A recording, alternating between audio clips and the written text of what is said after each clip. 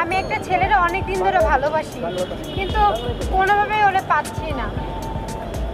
তোর বলতে হবে না, আমি বলি তুই শুন। ওই ছেলের জন্য তোর জান প্রাণ সবই হাজির।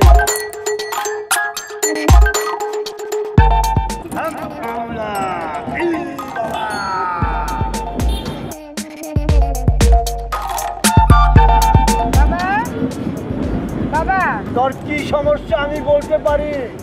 কি বাবা? কয়ে দাও বাবা, কি হয়েছে আমার? এটা তোর ভাই হয়। আমার ভাই হয়। ওর জন্য বহু জায়গায় ঘুরেছিস, কোনো বিবাহ হয় না, শুধু ভেঙে যায় আর ভেঙে যায়।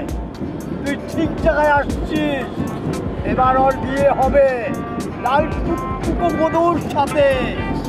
কিন্তু আমার হাদিয়া কত জানিস? জানিস না?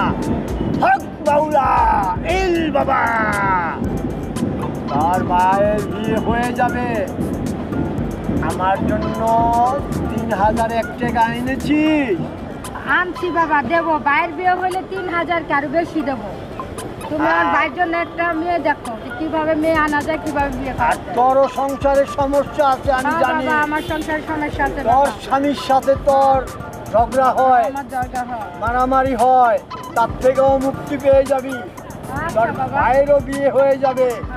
তোর স্বামী তোকে আর গালমন্দ করবে না। আমি এমন তাবিজ দিয়ে দিব, দেখবি তোর স্বামী তোকে শুধু আদরই করছে, আদরেই করছে। তখন তুই বলবি যে না, সবাই বলে বন্ড বাবা, তোবা তোবা তোবা। এই বাচ্চা, এদিকে আসো, এদিকে আসো। দেখতে কি সুন্দর নায়কের মতো। ওর বিয়ে হবে কিভাবে?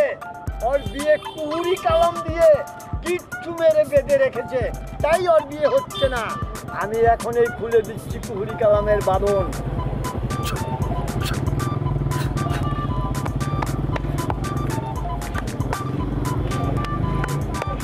যাও, আমার হাদিয়াটা এখন পাঠিয়ে দিও। আমার হাদিয়া নিয়ে তাও বাহানা করলে না বাবা, না না না, অবিবাহ তো আছে, অবিবাহিতই থাকবে। যাও, আসো, যাও। হক মাওলা ইল বাবা।